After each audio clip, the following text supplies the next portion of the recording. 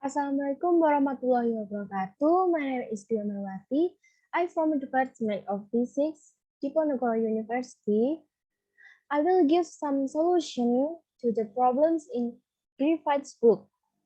Oke teman-teman, di sini saya akan memberikan sedikit solusi dari soal yang saya ambil dari buku David G. Griffith, yaitu Introduction of Electrodynamics pada bab 5, 6, 7, dan 8. Langsung saja, di sini ada bab 5.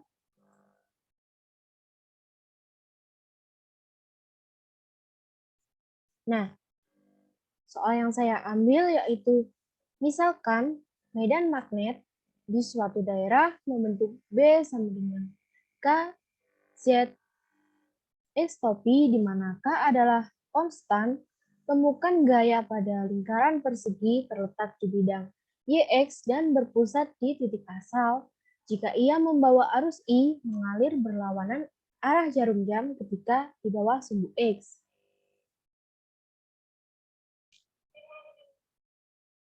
Nah, solusinya yaitu dengan cara memisahkan I searah jarum jam, atau bisa juga dengan mengubah tanda pada jawabannya.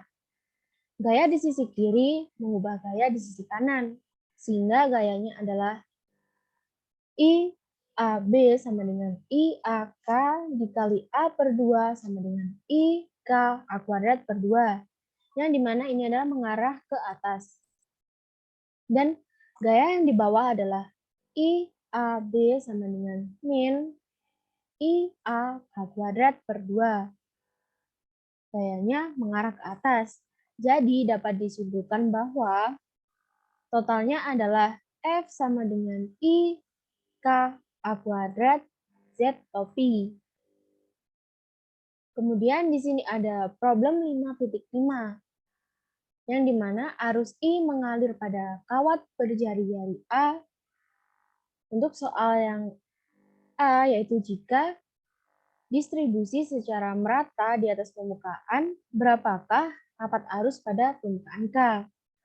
Dan soal B, jika didistribusikan sedemikian rupa sehingga rapat arus volume berbanding terbalik sebanding dengan jarak dari sumbu, berapakah nilai J?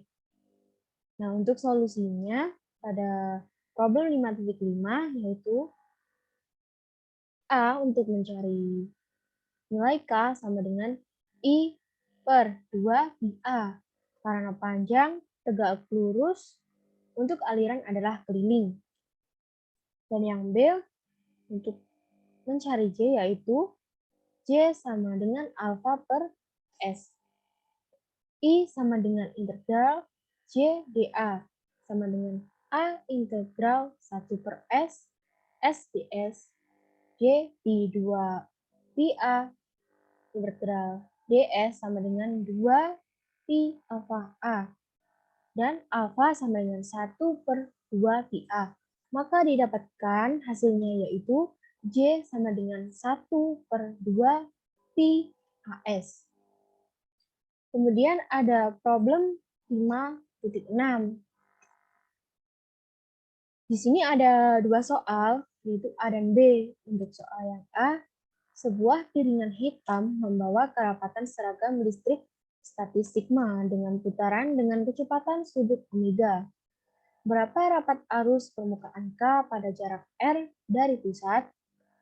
Dan untuk soal B, sebuah bola padat bermuatan seragam dengan jari-jari R dan muatan total V berada di tengah titik asal dan berputar dengan kecepatan sudut konstan omega terhadap sumbu Z.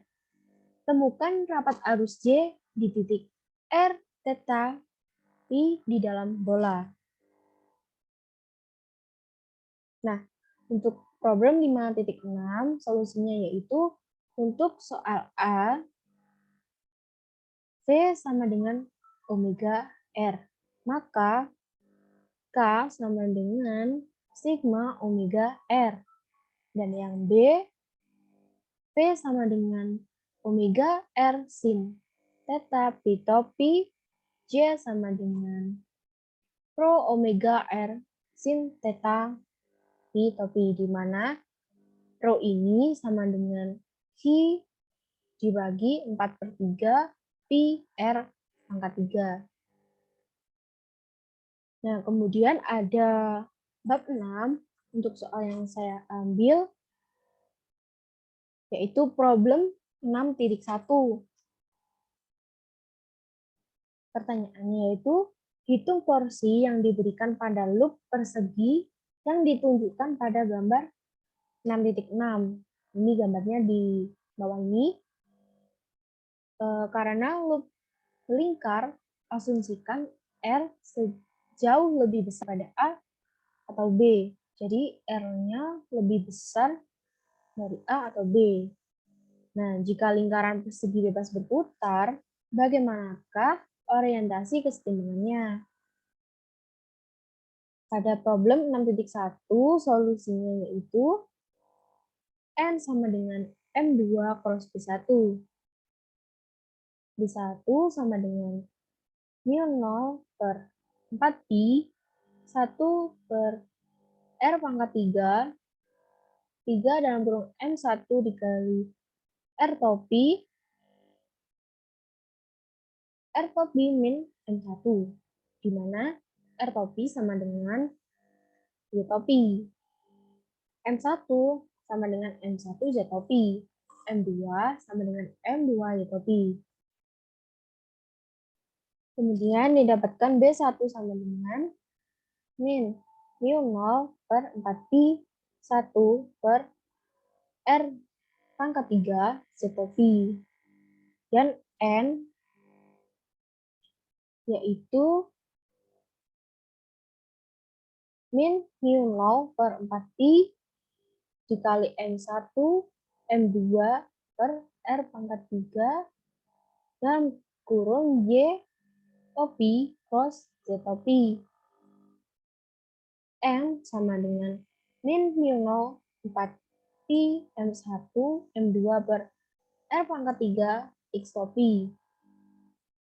M1, kemudian ini M1 sama dengan pi A kuadrat I, dan M2 sama dengan B kuadrat I, jadi didapatkan N sama dengan min mu 0/4 dalam kurung A B I kuadrat per R pangkat 3 X topi. Jadi orientasi akhirnya yaitu mengarah ke bawah dengan min Z topi. Di sini min Z topi ini.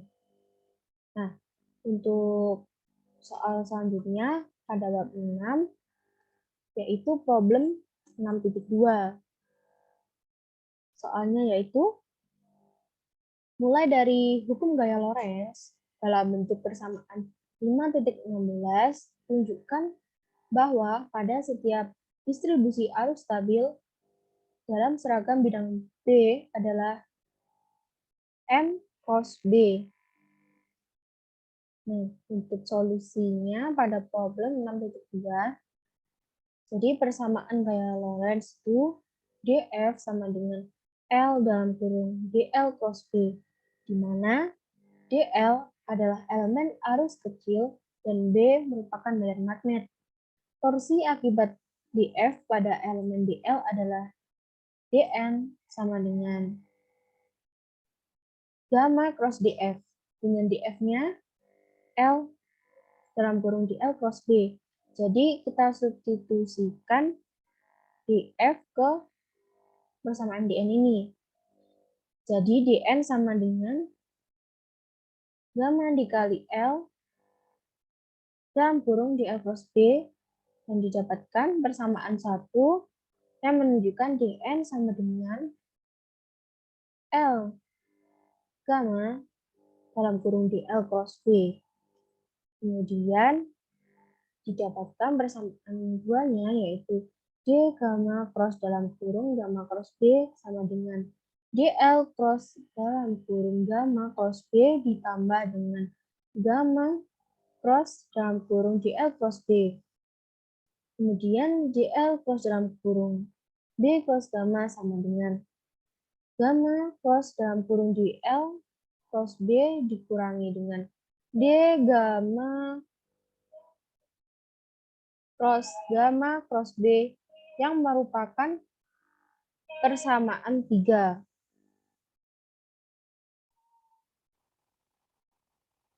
Nah, dari persamaan 2 dan 3 tersebut didapatkan 2 gamma cross dalam kurung DL cross B ditambah dengan B cross dalam kurung gamma cross DL dikurangi dengan D gamma cross dalam kurung gamma cross B sama dengan 0. Gamma sama dengan cross dalam kurung DL cross B sama dengan 1/2 D gamma cross dalam kurung gamma cross B min B cross dalam kurung gamma cross DL yang dimana ini adalah persamaan 4. Nah, kemudian substitusi persamaan 4 tersebut ke persamaan 1. Didapatkan dn sama dengan I 1/2 D gamma cross dalam kurung gamma cross B dikurangi dengan B cross dalam kurung gamma cross DL. Nah, kemudian torsi total yang diperpanjang pada distribusi arus lunak yaitu N sama dengan 1/2I kurung global integral tertutup D gamma cross dalam kurung gamma cross B dikurangi dengan integral tertutup B cross dalam kurung gamma cross DL. Kemudian integral tertutup D gamma cross dalam kurung gamma cross B sama dengan 0 dan cross B kemudian integral tertutup B cross dalam kurung gamma cross DL sama dengan B plus 2A. Nah, kemudian didapatkan N sama dengan 1/2 I min B cross A sama dengan min B cross IA. Dan momen magnetiknya yaitu M sama dengan IA. Jadi, M sama dengan min B cross M sama dengan M cross B. Torsi pada setiap distribusi arus keadaan lunak sama dengan M cross B. Jadi, terbukti. Kemudian, ada problem 6.27. Pada antarmuka antara satu bahan magnetik linear dan yang lain, garis medan magnet menepuk seperti pada gambar. Gambar di bawah ini tunjukkan bahwa tan theta 2 per tan theta 1 sama dengan mu2/mu1. Asumsikan bahwa tidak ada arus bebas pada batasnya. Bandingkan dengan persamaan tan theta 2 per tan theta 1 sama dengan epsilon 2 per epsilon 1. Kemudian solusi pada problem 6.27. Pada antarmuka komponen B tegak lurus secara kontinu sesuai dengan persamaan B tegak lurus dikurangi B tegak lurus sama dengan 0 dan komponen paralel H akan secara kontinu seperti persamaan H aksen min H aksen sama dengan KF min entopi, di mana KF-nya sama dengan 0. Sehingga B1 tegak lurus sama dengan B2 tegak lurus dan H1 aksen sama dengan H2 aksen. Dengan B sama dengan mu H dan menjadi 1 per mu1 B1 tegak lurus sama dengan 1 per mu2 B2. Sehingga didapatkan tan 1 sama dengan B1 aksen per B1 tegak lurus dan tan 2 sama dengan B2 aksen per B2 tegak lurus. Sehingga hasil akhirnya menjadi tan theta 2 per tan theta 1 sama dengan B2 aksen B1 tegak lurus per B2 aksen B1 tegak lurus sama dengan B2 aksen per B2 tegak B1 aksen sama dengan mu2 per mu1. Jadi memiliki bentuk yang sama dengan persamaan 4 titik yang berdepan. Nah, kemudian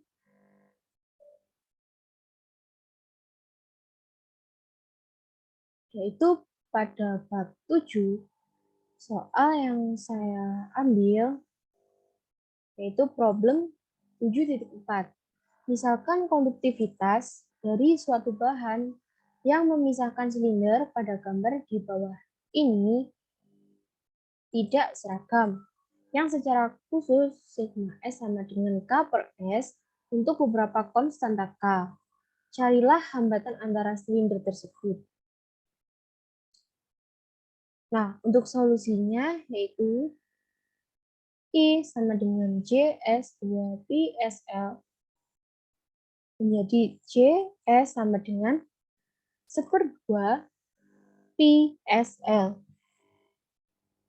E sama dengan J per sigma sama dengan 1/2 Pi S sigma L sama dengan 1/2 Pi sama dengan Pi KL.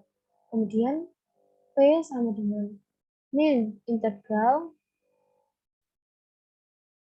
B ke A E maaf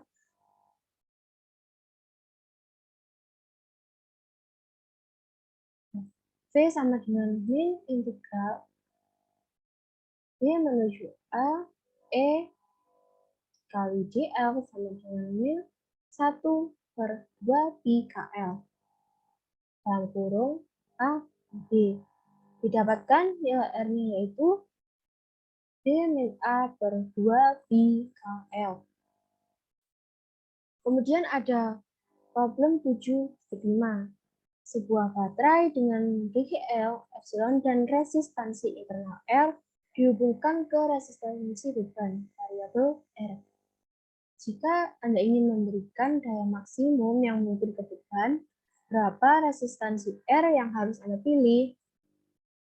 Untuk solusinya yaitu I sama dengan epsilon per R kecil tambah R besar. Kemudian dayanya yaitu P sama dengan I kuadrat R sama dengan epsilon kuadrat per dalam kurung R besar tambah R kecil kuadrat. Kemudian turunan dari daya per R, turunan terhadap daya terhadap R yaitu d per R sama dengan epsilon kuadrat dalam kurung 1 per dalam kurung R kecil tambah R besar kuadrat dikurangi 2R per dalam kurung R kecil tambah R besar 3 sama dengan 0. Yang dimana R besar dan R kecil sama dengan 2R. Dengan R besar sama dengan R kecil. Jadi, kalau jika R kecil ini ditambah dengan R besar, maka hasilnya akan 2R. Karena nilai R besar sama dengan nilai R kecil. Nah, pada problem 7.13, sebuah loop persegi dari kawat dengan panjang sisi A terletak di kuadran pertama bidang C dengan satu sudut di titik asal. Di wilayah ini ada medan magnet berganti waktu yang tidak seragam. D yang kurung Y, T sama dengan gaya pangkat 3, T pangkat 3, Z topi, di mana K adalah konstanta. Temukan GGL yang diinduksi dalam loop.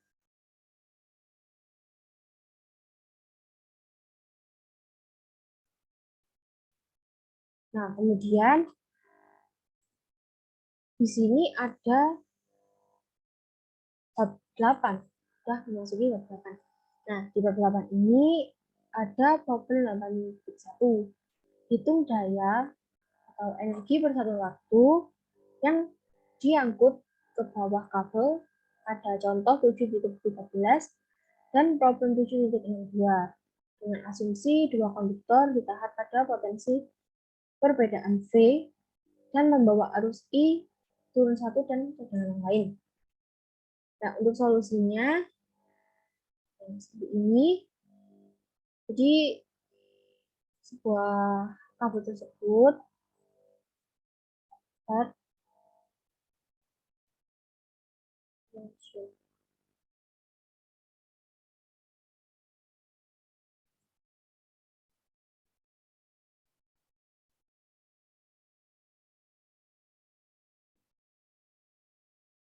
8.1.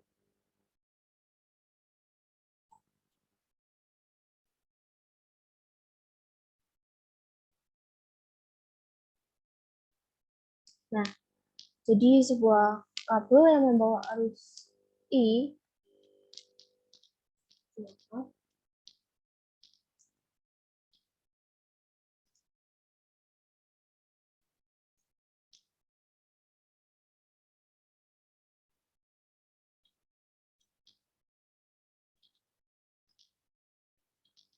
nah ini yang membawa arus I ke bawah permukaan silinder dalam radius A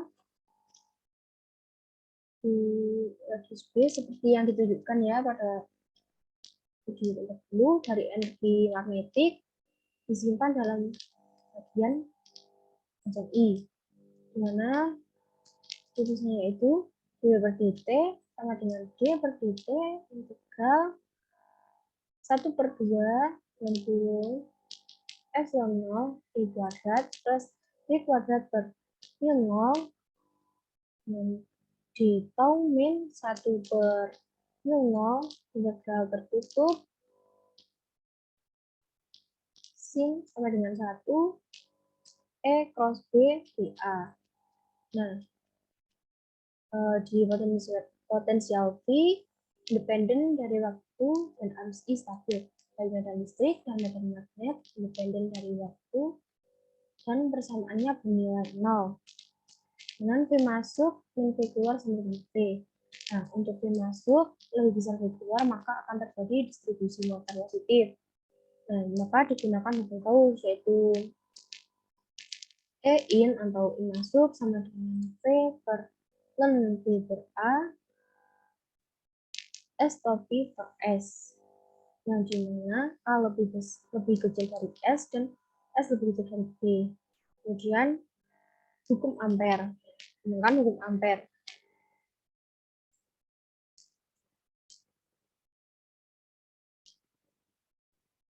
yaitu B in sama dengan mu 0 I per 2 PS I topi dengan A lebih kecil dari S lebih kecil dari B. Kemudian dari persamaan 1 dan 2 itu berlaku pada permukaan silinder dalam, maka d per dt sama dengan min 1/0 integral tertutup E cos B dA sama dengan min VI AL per B ln B per A. Nah, kemudian problem 8.11. Dapatkan persamaan 8.9. Catatan, perlakukan loop bawah sebagai dipo magnetik. Untuk persamaannya yaitu F max sama dengan 3 pi per 2 mu 0 dA B A kuadrat divided H per dalam kurung B kuadrat plus H kuadrat pangkat 5/2 sama dengan M kaki. Nah, untuk solusinya yaitu medan magnet loop bagian atas diberikan oleh persamaan 5.1, mana D sama dengan mu 0 I B per 2 B kuadrat per dalam kurung B kuadrat plus Z kuadrat pangkat 3/2 Z pi. Perlakukan loop bagian bawah dengan dipol magnetik dengan M sama dengan IA kuadrat Z pi. Gaya pada M diberikan persamaan 6/3. Dengan F sama dengan del dikali M kali B sama dengan del dikali IA I A kuadrat mu 0 IB per 2 I kuadrat per dalam kurung B3 kuadrat ditambah Z kuadrat pangkat 3/2 sama dengan mu 0 IA kuadrat B kuadrat IA IB per 2 ini theta per theta Z dan kurung B kuadrat dan Z kuadrat pangkat min per 2 jadi sama dengan B0 per IA kuadrat B2 IA IB per 2 dikali dengan min 3/2 dalam kurung D kuadrat plus Z kuadrat pangkat min 5/2 ya, kali dengan 2Z Z topi sama dengan 3pi/2 min I A I B H kuadrat B kuadrat H per B kuadrat tambah H kuadrat pangkat 5/2 Z topi. Kemudian problem 8.12. Dapatkan persamaan 8.43. Gunakan metode bagian 7.24 membangun dua arus naik dari 0 ke nilai akhir. Nah, di sini U sama dengan 1/2 A I A kuadrat. Mohon maaf, ini I. Ya, jadi IA kuadrat. Nah, ditambah dengan 1/2 LB IB kuadrat ditambah M IA IB. Dan didapatkan DU-nya yaitu I A I B D M per DT DT sama dengan D B B.